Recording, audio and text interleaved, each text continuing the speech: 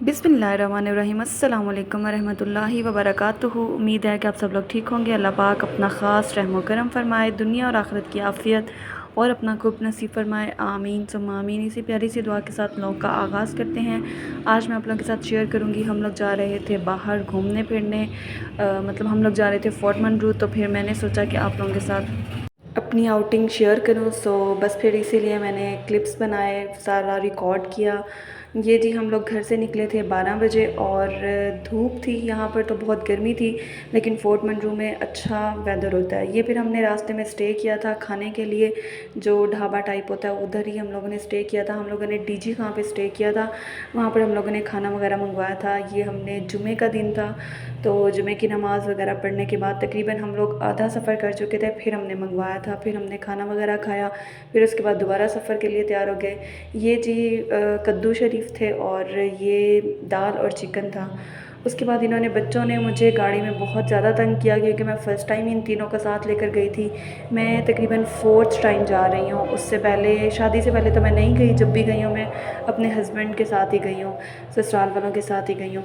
तो जो last time गए थे ना, हम लोग मिन्हा को घर छोड़ के गए थे और सिर्फ मेरे साथ सैद था और अभी हारिस तो था नहीं।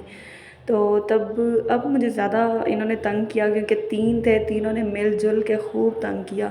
हारिस तो कुछ देर सो जाता था, लेकिन हारिस ऐसे है कि वो कहता है बस मुझे एक जगह बिठाओ ना, वो इधर हाथ मारता है उधर हाथ मारता है, बस फिर उसके यही काम होते हैं। बहरहाल ये थी, बाकी ये सारा मैं आपको रोड का सफ़र दिखा रही हूँ, कुछ कुछ क्लिप्स मैंने रिकॉर्ड किए थे। तो सबसे पहले तो हम लोग बहावलपुर से निकले, तो मुल्तान आता है, जो मुझे मेन शहर याद है वो मैं आप लोगों को बताऊं। मुल्तान से आगे आएगा डीजी खां, उसके बाद आता है सखी सरवर, उसके बाद आता है फोर्ट मंडरू। ये मतलब मेन है, उसके पीछे भी आते रहते हैं। अब जैसे मुल्तान से पहले लोधरा आएगा, फिर एक लाड़ जगह है वो भी आती है। तो इसी तरह मुख्तलिफ जगह आती रहती हैं, लेकिन ये मेन जो 4 शहर हैं, ये जो मुझे याद होते हैं वो है। उसके बाद ये जो आप लोगों को पहाड़ नज़र आ रहे होंगे, ये मतलब ये पथरीला इलाका है, पहाड़ी इलाका है ये वाला। तो वैसे यहाँ पर ठंडक होती है, सर्दियों में तो ज़ाहिर है बहुत ज़्यादा होती होगी, गर्मियों में इतनी अच्छी होती है कि पंखा चल रहा हो तो हम लोग मतलब ब्लैंकेट वगैरह लेके फिर सो सकते हैं। और पंखा चलाना इसलिए ज़रूरी होता है क्योंकि मच्छर बहुत होते हैं। तो बाकी ये वहाँ का एरिया स्टार्ट हो गया था। ये सखी सरवर के बाद से ही पहाड़ दूर होते हैं पहले, उसके बाद फिर ये आहिस्ता आहिस्ता आपके करीब आते जाते हैं, मतलब कि रोड के बिल्कुल साथ आ जाते हैं। तो सबसे पहले तो ये ऐसे ही हैं पथरीले से पहाड़। जो मरी वाली साइड के हैं ना, वो तो बहुत ज़्यादा अच्छे हैं, सुना तो मैंने ऐसा है, क्योंकि मैं खुद नहीं गई हुई। तो मैं सिर्फ फोर्ट मंडू तक ही गई हुई हूँ, मरी वगैरह मैंने विज़िट नहीं किया हुआ। वो तो बहुत ज़्यादा अच्छा है। ये हम इसको पंजाब का मरी कह सकते हैं, मतलब कम बजट में हम लोग मरी वाली वाइब्स लेकर आ सकते हैं, थोड़ी थोड़ी सी। तो ये फिर बस यही था आज का मेरा व्लॉग, जो था मैंने कहा आपके साथ शेयर करूं, कि पूरा टूर मैंने आपके साथ शेयर किया, पूरे डे की रूटीन शेयर किया, नेक्स्ट डे भी हमने क्या किया, कितने दिन स्टे किया, मैं सब आप लोगों के साथ शेयर करूँगी। तो ये अभी आगे जाकर फिर हम लोगों ने, जब जो इसकी रोड्स होती हैं ना, वो बहुत ज़्यादा मोड़ वाली होती हैं, मतलब कि उसके हमें चाहिए कि हम अपनी जिस भी लैन में होते हैं तो उसमें रहना चाहिए। लिखा हुआ भी होता है कि अपनी लैन में रहें, लाइन में रहें। तो हमें ओवर क्रॉसिंग नहीं करनी चाहिए, जिससे ना खदशे होते हैं एक्सीडेंट के। ज़ाहिर है हमें बस इसी तरह आराम से चलना चाहिए। तो ये ऊपर जाता था, ऊपर मतलब गाड़ी जाती है फिर नीचे आती है, तो काफ़ी ज़्यादा गाड़ी का भी ज़ोर लगता है। और आगे जाके स्टील ब्रिज होगा, जो मैं आप लोगों को थोड़ा बहुत दिखाऊंगी। स्टील ब्रिज जो है वो मेरे मतलब हस्बैंड के भाई हैं, ये वाला है स्टील ब्रिज। उन्होंने मुझे बताया था कि ये ना चीन ने बनवाया है, और मतलब चीन के जो ट्रक्स वगैरह है ना, हैवी ट्रैफिक वाले जो होते हैं, वो यहाँ पर पाकिस्तान में ज़्यादा चलते हैं। और ये इसी साइड से आते हैं ना, बलूचिस्तान से सारा सामान वगैरह, और वो फ्रूट्स और बहुत सारा सामान जो होता है वो लेकर यहाँ से गुजरते हैं। जिसकी वजह से रोड ठीक नहीं थी, तो फिर उन लोगों ने स्टील ब्रिज बनवाया है यहाँ पाकिस्तान में। तो बाकी पता नहीं क्या सच्चाई है इसमें, मुझे तो इतना सुनने में मिला है। और ये काफ़ी ज़्यादा तरक्की हो गई है। जब मैं फ़र्स्ट टाइम आई थी ना, मैं अपनी शादी के बाद फ़ौरन आई थी, मतलब फ़रवरी में शादी हुई थी, तो हम लोग आए थे आई थिंक जुलाई में आए थे या अगस्त में आए थे। तो अभी ज़ैद होने वाला था, प्रेगनेंसी थी, अभी हुआ नहीं था। तब हम आए थे ना, तब इतनी ज़्यादा मतलब आबादी नहीं थी, चीज़ें नहीं थी, शॉप्स वगैरह इस तरह। लेकिन उसके बाद जब हम आए तब कुछ बेहतर। जब मैं थर्ड टाइम आई थी ना, तब तो मैं हैरान हो गई थी कि फ़ोर्ट मंटरू तो बिल्कुल लाइटों से भरा हुआ था। जब हम लोगों ने जिस होटल में स्टे किया था ना, वो इतना अच्छा था। पहले हम जब आते थे ना, ना अच्छे होटल मिलते होते थे और पानी का इतना मसला होता था, और फिर खाने का भी बहुत मसला होता था। तो खाना मिल जाता था लेकिन हाइजीनिकली अच्छा नहीं होता था। ये हम लोग फोर्ट मंटरू एंटर हो गए हैं। लेकिन अब जो है ना, लोगों को अवेयरनेस हुई है जब से स्टील ब्रिज बना है, तो अब मैंने काफ़ी रश देखा है यहाँ पर, और बहुत सारी चीज़ों की दुकानें खुल गई हैं। तकरीबन हर चीज़ मिल जाती है यहाँ से।